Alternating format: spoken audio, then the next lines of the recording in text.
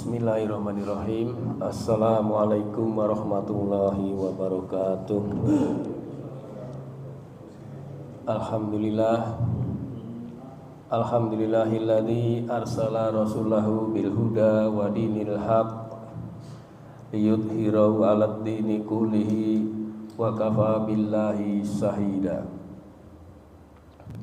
Ashhadu an la ilaha illallah wahdahu la syarikalah wa ashhadu anna Muhammadan abduhu wa rasuluhu la nabiyya ba'dah. Allahumma sholli wa sallim wa barik ala Muhammad wa ala alihi wa sahbihi ajma'in, amma ba'du. Terus kita bersyukur kehadirat Allah Subhanahu wa taala yang tak henti-hentinya memberikan nikmat kepada kita, sehingga pada pagi hari ini kita masih diberi kesempatan untuk bisa hadir di majelis yang mulia ini. Salawat dan salam semoga tercurah kepada junjungan kita Nabi Muhammad sallallahu alaihi wasallam. Jamaah sholat subuh Masjid Anas yang insya Allah dimuliakan Allah, di pagi yang cerah ini kembali saya mendapat tugas untuk menyampaikan kulusuk, yaitu kuliah subuh, dan akan mencoba menyampaikan materi mengenai panggilan atau seruan Allah. Jamaah subuh rahimakumullah, kadang kalau kita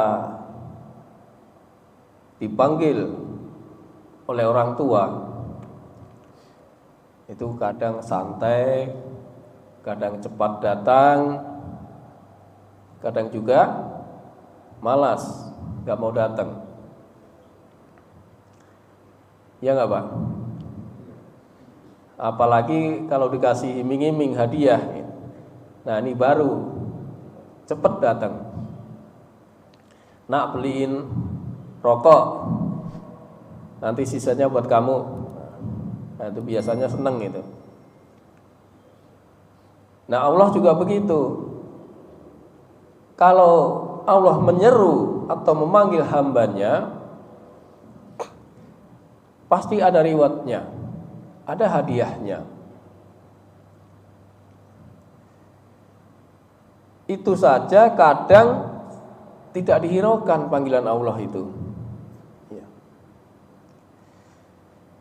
Padahal panggilan Allah itu hadiahnya luar biasa. Tapi masih ada sebagian orang yang tidak tergiur dengan panggilan Allah itu. Padahal Allah itu untuk memanggil dengan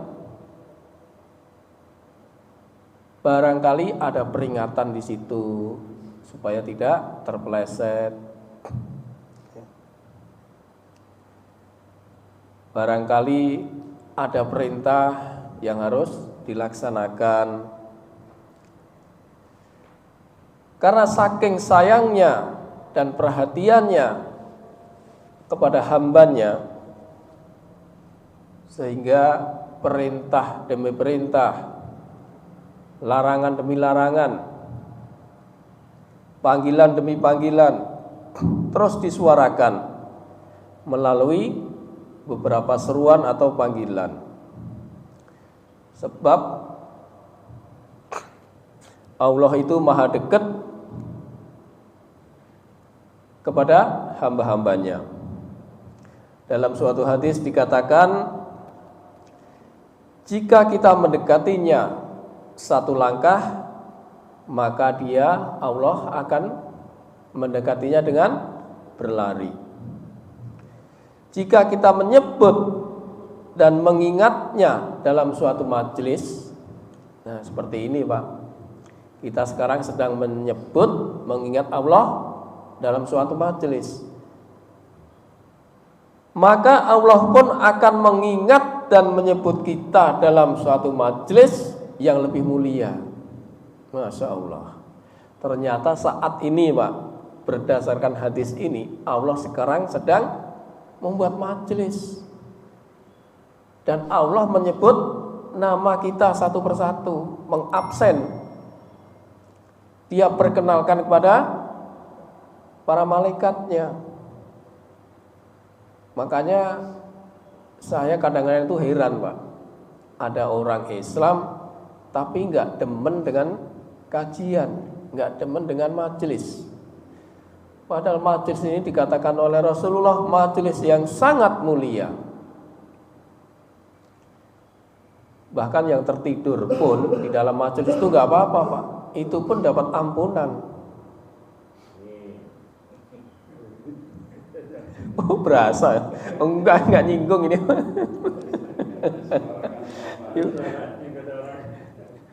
Oh, diampuni kok, Pak, nggak apa-apa, Pak.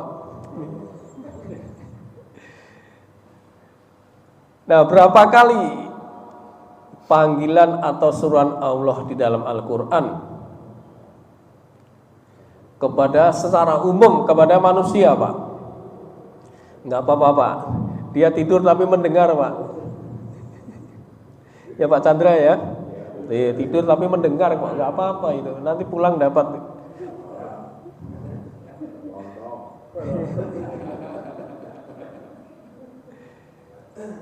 Jadi secara umum seluruh manusia dipanggil oleh Allah di dalam Al-Quran berapa kali? Yaitu 18 kali. Tuh. Jadi berulang-ulang itu dipanggil manusia itu. Dengan bentuk seruannya yaitu Ya ayuhan nas, wahai manusia, hai manusia. Dan panggilan pertama yang ada di surat apa ayo? Panggilan pertama kepada seluruh manusia di surat Al-Baqarah ayat 21. Itulah panggilan yang pertama untuk seluruh manusia dengan perintah untuk beribadah kepada Allah. Allah perintahkan itu. Apa bunyi ayatnya? Ya ayyuhan nasu budu rabbakumul ladzi khalaqakum walladzina min qablikum la'allakum tattaqun. Wahai manusia, perintahnya apa? Sembahlah Tuhanmu yang telah menciptakanmu dan orang yang sebelum kamu agar kamu bertakwa. Itulah seruan Allah yang ditujukan kepada seluruh manusia, tidak terkecuali. Entah itu orang kafir, entah itu ahli maksiat, semua dipanggil oleh Allah untuk menyembah kepada yang menciptakannya. Karena hal ini sesuai dengan tujuan Allah menciptakan manusia. Wa ma khalaqtul jinna wal insa illa liya'budun. Itu tujuan Allah kan itu. Makanya kita diperintah untuk menyembah. Namun sayang disayang, masih banyak orang yang dipanggil, yang diseru oleh Allah. Ada yang menolak, ada yang malas-malesan. Ya datang tapi malas-malesan. Selain seruan atau panggilan secara umum, Allah juga memanggil secara khusus nih kepada siapa, Pak? Kepada orang-orang mukmin, orang-orang beriman. Berapa kali, Pak, orang memanggil orang-orang beriman, orang-orang mukmin itu di dalam Al-Quran? Kalau tadi secara umum kepada manusia ada 18 kali. Sekarang khusus untuk orang beriman berapa kali, Pak? Lebih banyak lagi, Pak, yaitu 89 kali. Dengan bentuk panggilan Ya ayyuhalladzina amanu, wahai orang-orang yang beriman. Lalu maksud dan tujuan Allah memanggil orang mukmin itu untuk apa? Padahal kalau orang mukmin itu kan sudah sholat, udah puasa, udah menjalankan perintah, tetap masih dipanggil. Kenapa gitu? Kita lihat di surat An-Nur ayat 51. Di situ Allah berfirman, "Innama kana qaulal mu'minina idza du'u ilallahi wa rasulihi liyahkuma bainahum ayyaqulu sami'na wa ata'na wa ulaika humul muflihun." Hanya orang-orang yang mukmin yang apabila mereka diseru kepada Allah dan Rasul-Nya agar Rasul memutuskan suatu perkara di antara mereka, maka orang-orang mukmin itu berkata, sami'na wa ata'na, kami mendengar dan kami taat. Agar begitu orang mukmin itu tetap dalam ketaatan. Selain dari panggilan-panggilan atau seruan-seruan di atas, ada lagi panggilan yang secara spesifik, yang barangkali mungkin Bapak sudah tahu semua ini. Ya, ada 3 panggilan. 2 panggilan ini bisa ditolak, bisa dilaksanakan, ya, bisa semaunya. Dan 1 panggilan ini yang pasti tidak bisa ditolak. Apa itu ketiga panggilan tersebut? Yang pertama adalah panggilan Allah untuk sholat, ya, yaitu melalui muadzin. Ketika manusia diseru atau dipanggil dengan panggilan azan ini, ada beberapa kemungkinan. Ada beberapa kemungkinan, yaitu ada yang menolak, ada yang cuek, ada yang malas-malasan, enggan, dan lain sebagainya. Padahal kalau manusia itu tahu pahala dalam azan dan saf pertama, ini rahasia nih Pak. Rahasia nih Pak Chandra ini. Ya, kalau kita tahu atau manusia itu tahu pahala dalam azan dan saf pertama, kemudian mereka tidak mendapatkannya di saf pertama, maka mereka rela untuk mengundi, Pak. Kenapa? Karena saking utamanya itu, sehingga dia harus mendapatkannya dengan cara diundi. Itu ada di dalam hadis riwayat Ahmad. Jadi perlu diingat bahwa panggilan azan itu ada keutamaannya. Apalagi kalau kita bisa menjawab panggilan azan itu, pasti akan mendapatkan yang lebih baik. Azan adalah panggilan yang lembut. Allah Subhanahu wa taala memanggil kita 5 kali dalam sehari. Untuk apa? Untuk berkomunikasi dengan yang menciptakannya. Karena panggilan muadzin hakikatnya panggilan Allah kepada para hambanya. Kenapa kita dipanggil untuk sholat, Pak? Ada yang tahu kenapa kita dipanggil untuk sholat? Melalui muadzin itu loh, Pak. Yaitu untuk mencapai kebahagiaan. Kan ini semua yang kita cari, Pak, bahagia ini. Tapi kadang nggak sadar atau nggak tahu atau belum paham.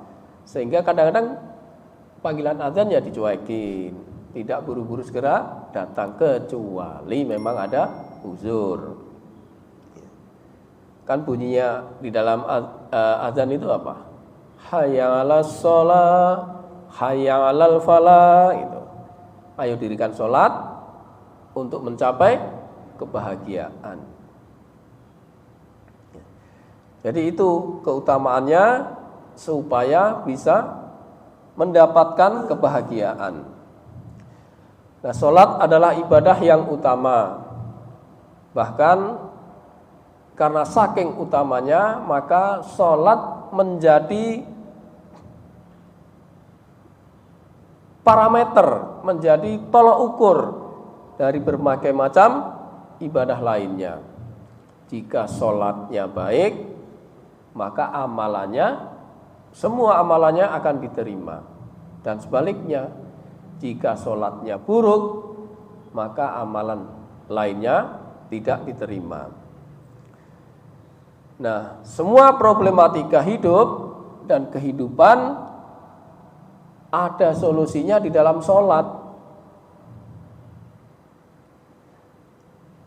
Ada masalah, solusinya sholat.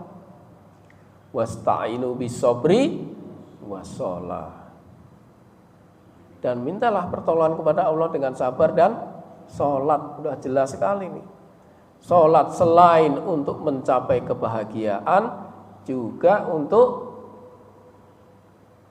apa Pak? Untuk supaya masalah kita itu selesai.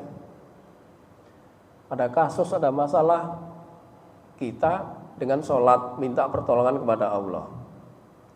Karena berdirinya sholat seorang hamba itu adalah suatu kemuliaan. Oleh karena itu, sebaiknya sambutlah setiap panggilan itu dengan senang hati. Jangan hanya kalau dipanggil bos cepat datang. Kalau dipanggil Pak Lurah cepat datang. Enggak, kalau Pak RW enggak Pak. Dekeran. Ini maksud saya nyindir saya sendiri Pak, gitu Pak. Ya itulah ya. Kita usahakan untuk memenuhi panggilan. Dan kita usahakan agar kita kalau nggak ada halangan itu tepat waktu Pak. Karena di dalam waktu itu kalau kita tepat waktu ada keutamaan juga Pak untuk mendatangin sholat itu. Ini berjamaah di masjid ya Pak. Sebagaimana sabda Rasulullah SAW yang ditanya oleh Ibnu Mas'ud.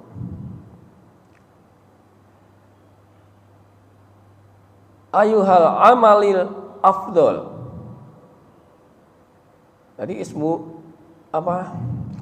Ibnu Mas'ud ini bertanya kepada Rasulullah, Ayul amali afdalu ya Rasulullah? Qala as-sholati fi waktiha.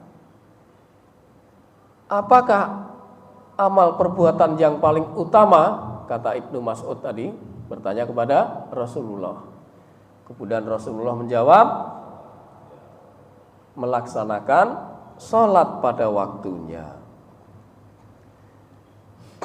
Maka untuk bisa mendapatkan keutamaan, sebaiknya datang lebih awal. Sebaiknya datang lebih awal. Apa kelebihannya kalau kita memenuhi panggilan lebih awal? Kita pakai dalil akli aja Pak. Kalau kita datang lebih awal, paling tidak kita bisa mendapatkan saf pertama. Di mana saf pertama tadi keutamanya sangat besar. Bahkan sahabat itu rela untuk diundi demi mendapatkan saf pertama. Kemudian bisa melaksanakan sholat sunnah bila masih ada waktu, entah itu tahiyatul masjid, qobliyahnya, atau sholat mutlak. Kemudian tidak ketinggalan takbiratul ihramnya imam. Itu juga ada keutamaannya. Kemudian kalau masih ada waktu, memanfaatkan di antara azan dan iqamat dengan berdoa.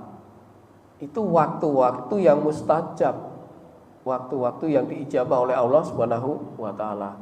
Maka manfaatkan panggilan ini dengan sebaik-baiknya, sehingga insya Allah akan mendapatkan keutamaan di dalam sholat. Penuhi panggilan sholat itu, jangan sampai kita tidak memenuhi panggilan sholat malah disolatkan. Ya, jadi kalau orang sholat tidak tepat waktu, Allah pun akan memberikan hukuman nih. Nah, ini perlu diperhatikan, kecuali yang uzur ya. Jadi kalau orang terbiasa telat sholatnya, Allah akan memberikan hukuman. Dalam suatu hadis riwayat Muslim, Rasulullah SAW bersabda, la yazalu qaumun yata'akharuna hatta yuakhirahumullah. Orang yang terbiasa telat sholat akan dihukum oleh Allah Azza wa Jalla menjadi telat dalam segala urusannya. Ini ancaman apa bukan Pak ini Pak? Ya. Jadi kalau yang menyepelekan, membiasakan, menelatkan diri tanpa uzur, maka Allah akan hukum. Hukumannya yaitu menjadikan telat segala urusannya. Barangkali yang belum menikah telat jodohnya, bisa jadi, atau seret rezekinya, bisa jadi. Yang belum dapat kerjaan, ngelamar sono, ngelamar sini, nggak dipanggil-panggil. Atau yang sembuh, atau yang sakit belum cepat sembuhkan. Nah, itu semua adalah bentuk hukuman-hukuman Allah kepada orang yang suka menelatkan diri tanpa uzur untuk memenuhi panggilan sholat. Nah, itulah keutamaan panggilan pertama, yaitu panggilan sholat melalui muadzin, di mana di dalamnya terdapat keutamaan-keutamaan yang kalau saya katakan rugi kalau ditinggalkan. Maka penuhi panggilan, perbaiki sholat, niscaya Allah akan mempermudah semua urusannya. Kemudian yang kedua yaitu panggilan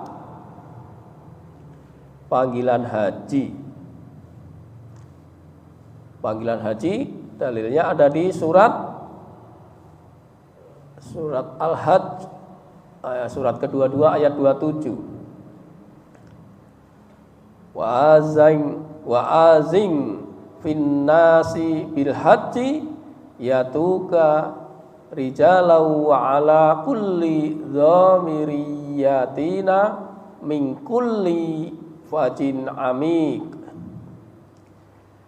Dan serulah manusia untuk mengerjakan haji.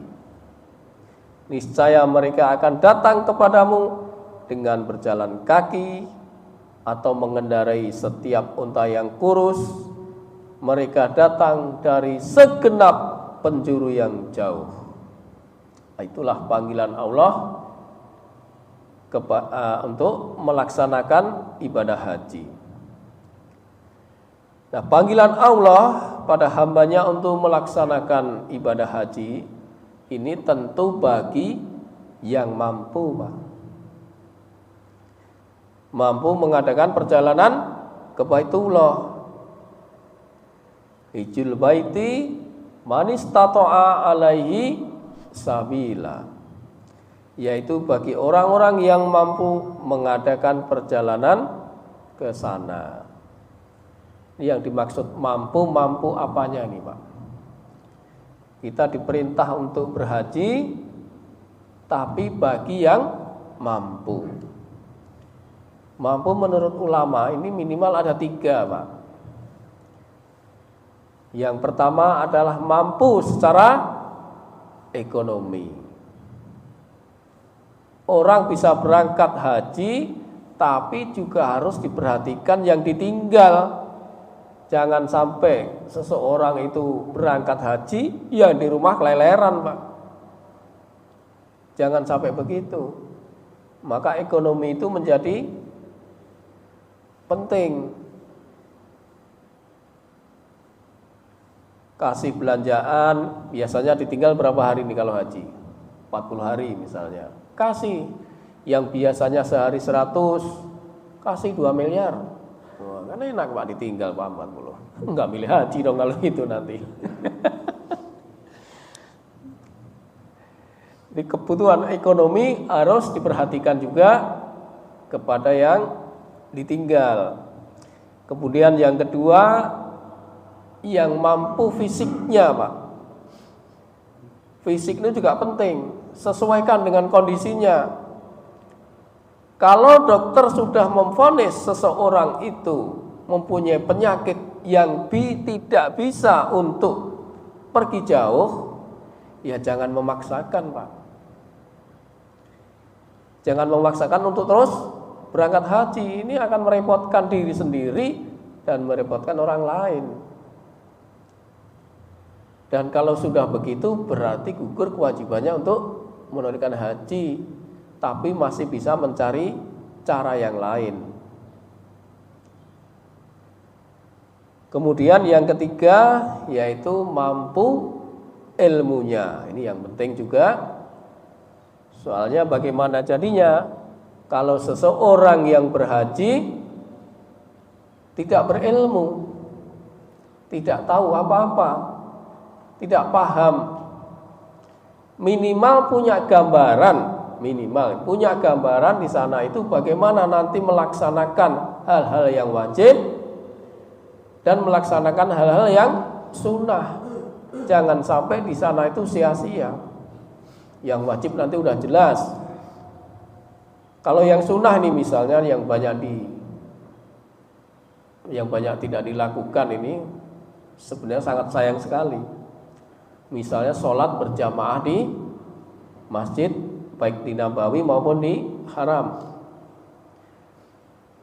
Sholat di Nabawi, kata Nabi, lebih baik 1000 kali daripada sholat di masjid lain. Pahalanya berlipat 1000 kali. Sholat di Masjidil Haram, pahalanya berlipat 100.000 kali daripada sholat di masjid lain. Nah itu hal-hal yang seperti ini sebisa mungkin juga harus dipahami.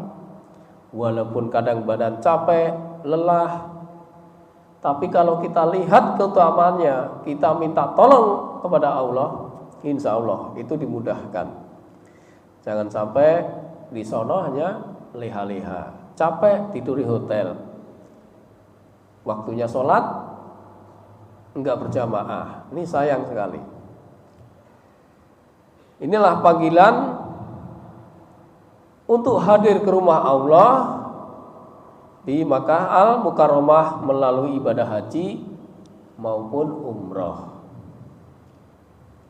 Adalah sebuah kenikmatan yang tak terkira ketika seseorang hamba bisa memenuhi panggilan Allah, mampu menjumpai Tuhannya di rumahnya bersama seluruh saudara seiman dari segala penjuru dunia. Dalam sebuah hadis dijelaskan bagaimana ancaman terhadap orang yang tidak memiliki hambatan, tidak ada halangan berhaji, namun ia tidak mau melaksanakan. Rasulullah SAW bersabda, barang siapa tidak menghalanginya hajat yang nyata atau sakit yang bisa mencegah atau karena pemimpin yang zalim lalu ia tidak berhaji, maka silahkan ia mati dalam keadaan Yahudi atau Nasrani. Dalam redaksi lain dikatakan silahkan mati dalam keadaan kafir. Hadis riwayat Baihaqi. Sementara pada redaksi hadis yang berbeda, Rasulullah SAW bersabda, sungguh seorang hamba itu aku sehatkan jasmaninya dan aku lapangkan rezekinya, kemudian melampaui batas 5 tahun tidak berhaji. Wah, dikasih space 5 tahun nih sama Allah nih. Udah badannya sehat, rezekinya cukup, ya, dikasih waktu 5 tahun tapi tidak berhaji, pastilah itu orang yang terhalang dari rahmatnya. Sedangkan orang yang melaksanakan haji yang mabrur, tentu Allah akan memberikan katakanlah bonus, Pak. Akan memberikan bonus yang luar biasa, yang jelas, yaitu pasti surga. Al-hajjul mabrura laisa lahu jazaa'un ilal jannah. Jadi haji yang mabrur balasannya adalah tidak ada balasan kecuali surga. Jadi ini sangat bagus sekali, menggairahkan hambanya untuk melaksanakan haji maupun umroh. Nah, sedangkan kita sering mengatakan didoakan menjadi haji yang mabrur. Di mana kelihatan mabrurnya? Haji itu di mana kelihatan mabrurnya, Pak? Para ulama mengatakan mabrurnya akan tampak setelah kembali ke negaranya masing-masing, ke tanah airnya.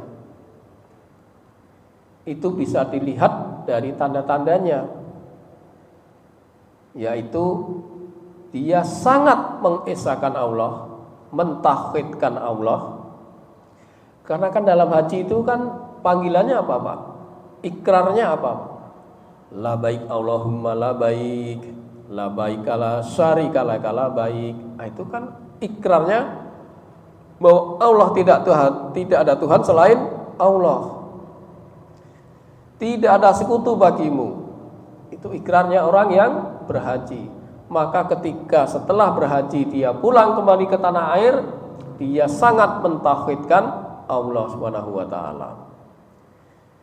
Kemudian dari cirinya yaitu berakhlak mulia, bersikap lemah lembut, dan sering membantu sesama muslim. Kemudian menjauhi segala bentuk maksiat. Karena ada, Pak, orang yang sudah haji, begitu sampai tanah air masih demen dengan maksiat. Banyak yang, Pak. Iya. Ya itulah, Pak. Maka tadi ulama mengatakan ini tanda-tandanya orang mabrur begini. Nah, ada kisah seorang yang mendapat pahala haji yang mabrur walaupun dia tidak berangkat haji. Nah, ini kan antik, Pak.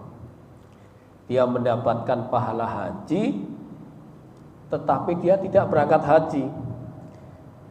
Kisah ini diriwayatkan oleh Abdullah bin Al-Mubarak yang menceritakan bahwa setelah beliau menyelesaikan ibadah haji, beliau istirahat, tidur.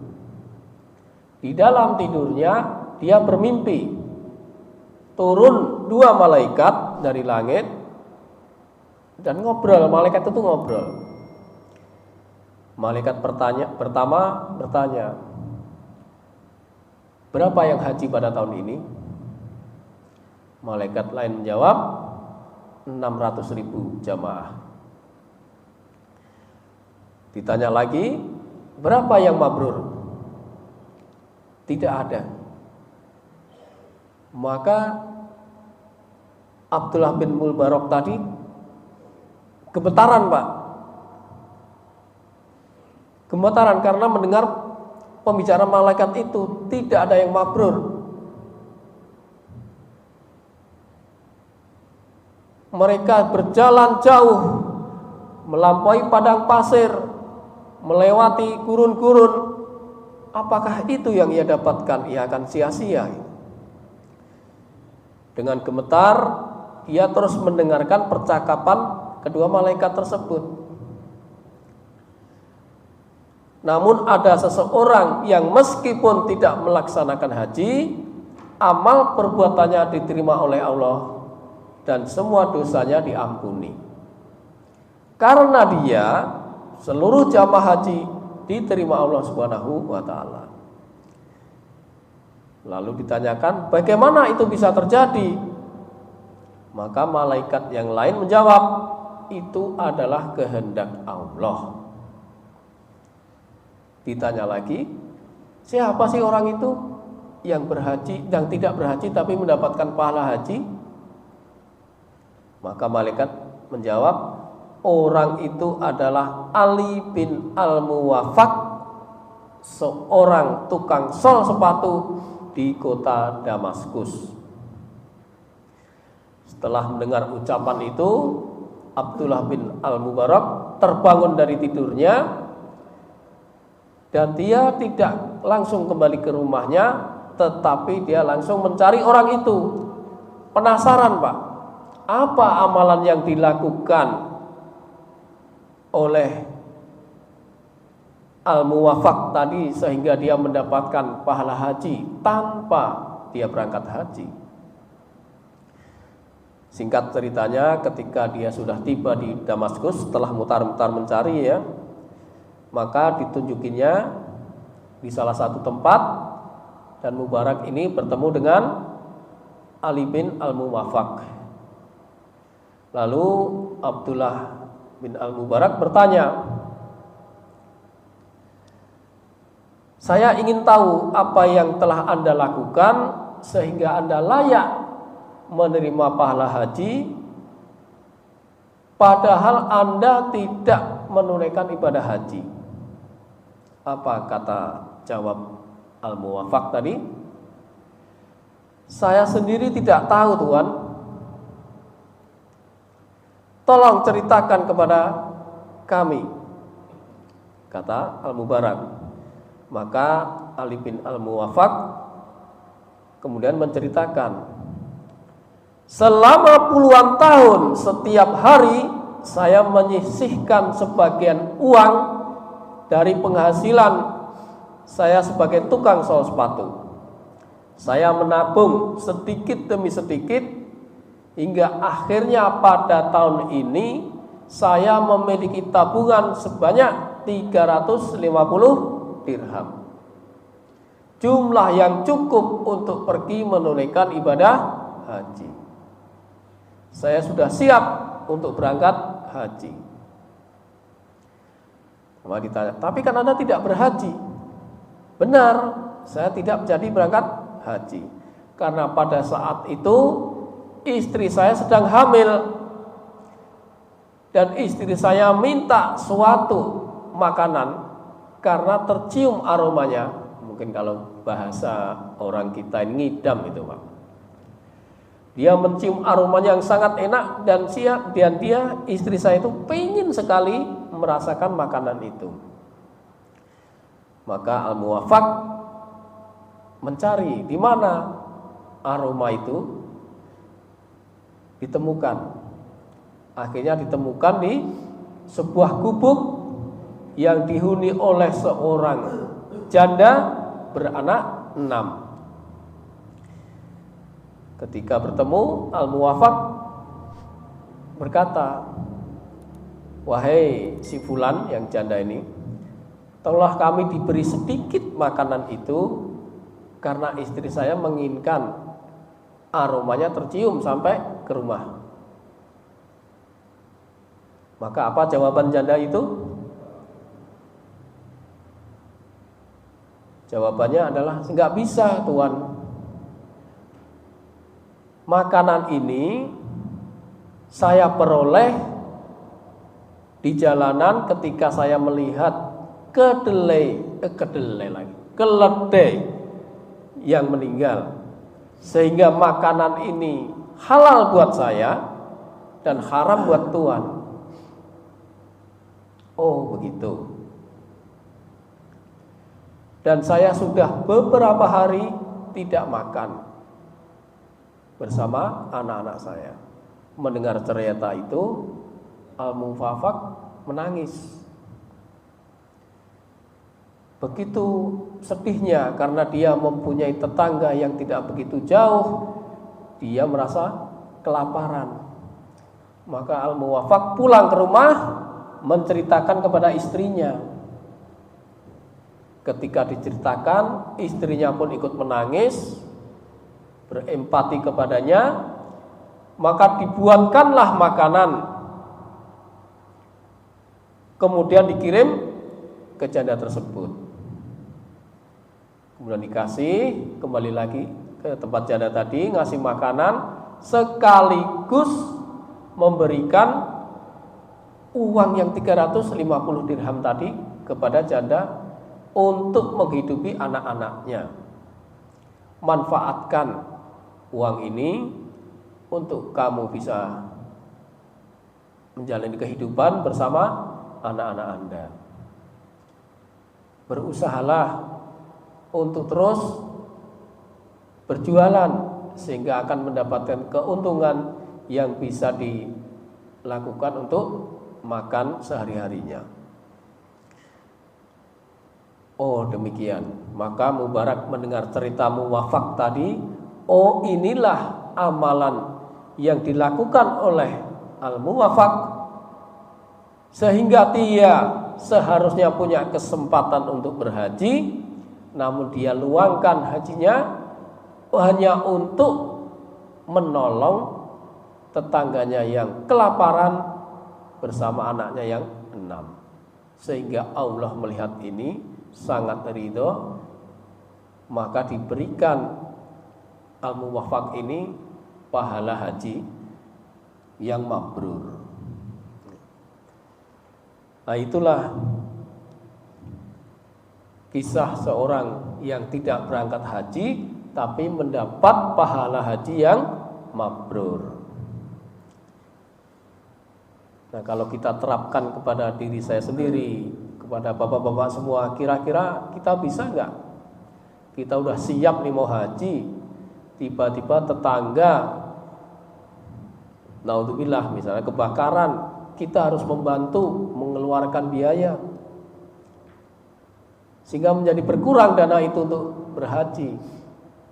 Kira-kira bisa apa enggak itu? Nah, kita ukur diri kita masing-masing. Tadi 2 panggilan ya, 2 panggilan sholat dan panggilan haji.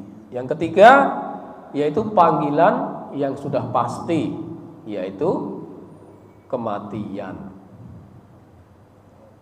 Ya, adalah panggilan yang pasti, yaitu kematian, yang tadi 2 bisa ditolak, bisa diremehkan, bisa dicuekin. Kalau ini pasti, dipanggil pasti ini. Kullun nafsin dha'iqatul maut. Semua manusia akan merasakan mati. Tidak bisa dimundurkan, tidak bisa dimajukan, siap atau tidak siap, senang atau tidak senang, kematian itu pasti akan menemuinya.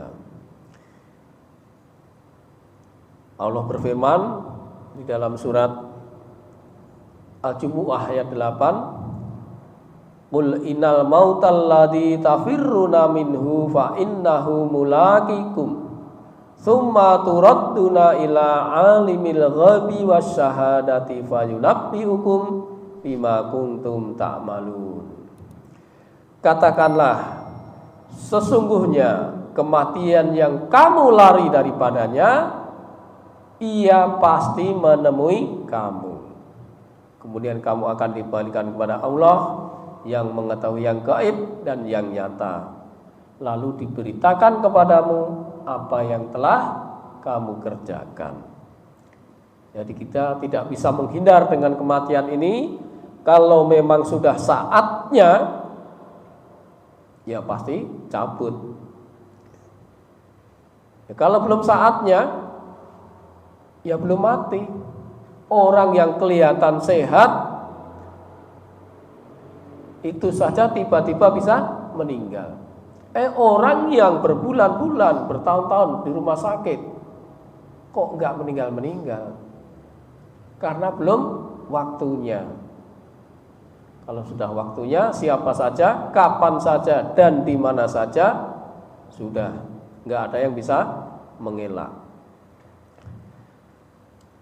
Nah, itulah 3 panggilan yang Allah panggil untuk semua manusia, dan mudah-mudahan kita bisa memenuhi panggilan Allah itu di setiap seruannya, di setiap panggilannya, sehingga kita akan mendapatkan keutamaan-keutamaannya. Ya, kesimpulannya adalah semua manusia dipanggil Allah, manusia semua nih Pak ya. Ada yang mendengar, ada yang tuli. Panggilan khusus untuk orang-orang mukmin, orang yang beriman, agar taat, agar senantiasa taat, baik dalam perintah maupun larangannya. Kemudian panggilan spesifik tadi ada 3, yang 2 bisa diterima atau ditolak, tapi penuh dengan resiko dan konsekuensi. Tapi panggilan yang terakhir yang tidak bisa kita tolak, yaitu kematian. Ya, saya kira demikian kulsuk pada pagi hari ini, mudah-mudahan ada manfaatnya. Kita tutup atau ada yang mau nambahin atau bertanya? Pak Zil. Assalamualaikum warahmatullahi wabarakatuh. Waalaikumsalam warahmatullahi wabarakatuh. Terkait dengan panggilan haji nih. Panggilan haji. Kalau dulu ya, di bawah tahun 2000-an ya, itu orang mempunyai kemampuan finansial untuk berangkat haji. Tahun depan ada apa istilahnya jadwal berhaji. Nah, tahun ini daftar masih bisa. Nah, tapi saat sekarang ini kan orang terkait dengan regulasi apa ya? Kecuali sehingga sekarang kalau orang merasa ada kemampuan secara finansial, ekonomi cukup, sekarang daftar terus berangkat. Dijadwalkan berangkatnya sekian tahun yang akan datang, 10, 20 tahun, 15 tahun ya kan. Nah, terkait dengan itu bagaimana orang yang sudah mendaftar tiba-tiba secara umur ya nggak nyampe, ya panggilan ketiga tadi yang keluar gitu. Sementara panggilan kedua tadi dia terkait jadwal regulasi pengaturan jadwal keberangkatan belum sampai gitu. Ini bermain dengan status niatnya tadi itu. Demikian, Pak. Terima kasih. Ya, terima kasih Pak Zul. Waalaikumsalam warahmatullahi wabarakatuh. Nah, itu terjadi pada diri saya juga, Pak. Saya sudah mendaftar, Pak. Maka kalau kita sudah niat, ya, sudah mendaftar, berarti kita sudah ikhtiar, kita tinggal berdoa. Adapun sampai atau tidak sampai, ya Allah yang punya urusan. Kalau saya legowo begitu, Pak. Karena ini kan diatur semua oleh pemerintah. Kita nggak bisa berangkat sendiri. Kalau kita bisa berangkat sendiri, kita ada duit ya berangkat aja kalau kita fisik kita bisa. naik apa saja. Tapi karena ini ada travel, ada yang mengatur, sehingga kita tidak bisa menyimpang dari itu, Pak. Nanti daripada di sono keleleran, sengsara yang terjadi seperti ini, mau makan aja susah. Ya serahkan semua urusan kepada Allah, Pak. Yang penting walaupun belum punya duit, belum mampu ekonominya, tetap diniatkan. Insya Allah kalau kita udah niat berusaha, ini Allah nanti bantu, Pak. Yakin saya dibantu Allah. Buktinya itu udah banyak. Buktinya udah banyak.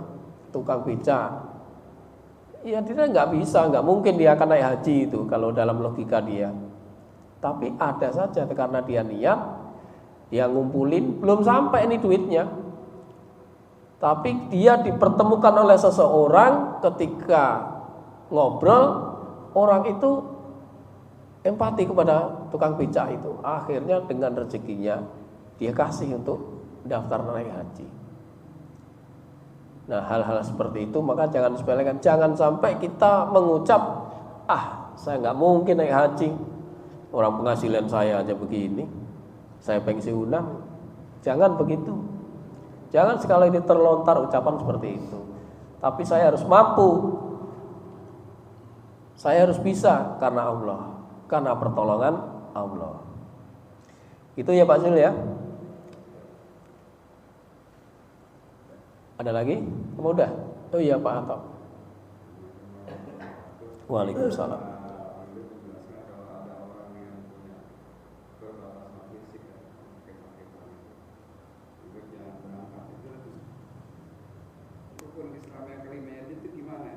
Iya. Iya. Jadi kalau sudah divonis oleh dokter bahwa fisiknya memang tidak mampu untuk melakukan perjalanan jauh, maka dalam kaidahnya itu sudah gugur kewajibannya untuk menunaikan haji. Nah, tetapi dia bisa mencari jalan lain untuk mendapatkan pahala haji itu dengan membantu orang yang lain. Itu. Atau sholat Isra yang dilakukan. Sholat Isra kan pahalanya seperti pahala haji dan umroh. Nah, hal seperti itu. Coba Pak, kalau orang yang sakit menahun sudah divonis tapi terus ngotot, kira-kira gimana gitu Pak? Iya kan? Akan merepotkan banyak orang Pak. Keluarganya sendiri juga repot, pramugarinya. Ya itulah, maka perlu dipersiapkan dengan 3 kemampuan itu Pak. Ekonominya, fisiknya, dan ilmu. Iya Pak. Kalau saya sih pensiun dengan sekarang itu nyesalnya karena kenapa nggak dari dulu pergi haji, karena dia punya kemampuan. Nah itu Pak. Iya. Iya benar. Udah harus antri berapa tahun. Dulu waktu masih banyak uang, dia nggak pakai ngantri ya. Iya. Mungkin uang nggak punya, tapi rumahnya punya 3. Iya. 2. Iya. Kendaraan ada. Itu kan mampu. Kalau ilmunya kan bisa belajar. Ada orang haji. Iya. Mungkin niat mau penting.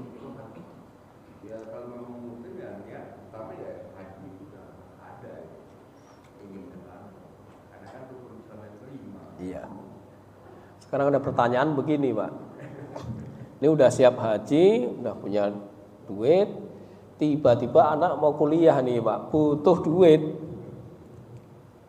Kira-kira gimana? Mana yang didahulukan ini Pak? Ya, sebenarnya anak kuliah itu kan udah terprogram ya. Iya. Udah ada gitu. Iya kalau mungkin baru mikir setelah anak mau kuliah gitu. Salah hitungan. Kalau saya menjawabnya gini, kalau anak kuliah bisa ditunda Pak. Ini haji ini yang belum tentu bisa ini. Maka tetap haji kita harus dahulukan. Di sono kita berdoa agar dimudahkan semua urusan di rumah. Kalau saya begitu. Jadi anak juga harus legowo, harus dikasih pengertian, jangan memaksa. Nah, kecuali orang yang ekonominya berlebihan, nah itu kan nggak masalah. Yang pas-pasan ya itu. Iya, Pak. Panggilan sholat. Panggilan sholat. Beberapa penceramah yang subuh ini kan itu sehingga saya pernah menyarankan sebaiknya sholat qobliyah itu di rumah. Oh iya. Bagaimana dengan panggilan yang terbuka? Iya. Jadi qobliyah, sholat sunnah itu Rasulullah bersabda sebaik-baiknya sholat itu di rumah kecuali wajib. Ya. Jadi tapi konteksnya sekarang, Pak, kita harus sesuaikan, Pak. Kalau saya qobliyah di rumah, kemungkinan saya tidak mendapatkan keutamaan yang lain. Keutamaan yang lain banyak, Pak. Maka harus disesuaikan dengan konteksnya, kondisinya.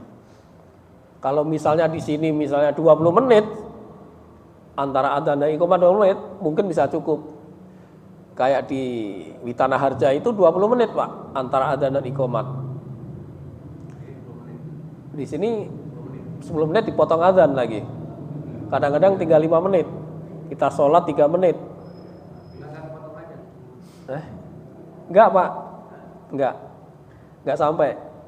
Rata-rata saya lihat paling 4 atau 5 menit sesudah adzan. Nah, makanya ya kalau bisa kita sholat di rumah itu lebih utama. Tapi sholat di masjid juga tidak apa-apa. Tidak mendapatkan keutamaannya, tapi enggak apa-apa. Jangan sampai ditinggalkan aja, yang penting itu. Karena lebih baik dari dunia dan seisinya. Jadi lihat situasinya aja, Pak. Kan banyak hadis itu kita lihat konteksnya juga. Tidak saklek begitu. Tapi nanti kita lihat hadis yang lain. Bagaimana sahabat melaksanakan sholat. Ternyata udah surup ya. Iya, kita tutup ya. Kajian pada pagi hari ini mudah-mudahan ada manfaatnya bagi kita semua. Kita mendapatkan ridho Allah Subhanahu wa taala, kita diampuni dosa-dosanya. Kita tutup majelis pada pagi hari ini dengan membaca kafaratul majelis. Subhanakallahumma wa bihamdika asyhadu alla ilaha illa anta astaghfiruka wa atubu ilaik. Wassalamualaikum warahmatullahi wabarakatuh.